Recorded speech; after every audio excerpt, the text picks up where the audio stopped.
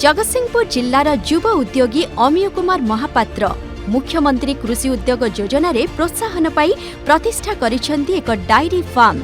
ये प्रोजेक्ट पे पाखापाखि 76 लाख टंकार इन्वेस्टमेंट होती जो गवर्नमेंट सहयोग 50% पर्यंत सब्सिडी अच्छी आउ बाकी इन्वेस्टमेंट आम हाथ कराई।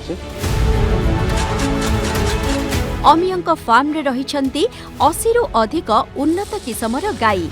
दैनिक उत्पादन हेउछि 800 रु 900 लिटर क्षीर। एथिरु वार्षिक 6 रु 7 लाख टंका रोजगार करुछंती अमीय। प्राणीपालन जोगु आज से घर और गाड़ी करि पारिछंती। परिवार सह खुशी रे अछंती। किछि लोकंकु नियुक्ति मध्य देई पारिछंती।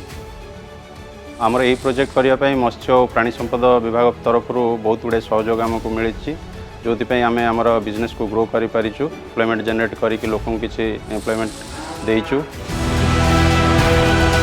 गोपालन और दुग्ध उत्पादन क्षेत्र में विशेष सफलता जोगु राज्य स्तर में पुरस्कृत होइछंती अमीय। कृषि उद्योगी अमीय कुमार महापात्र अन्य मानंक लागि पालटिछंती प्रेरणा।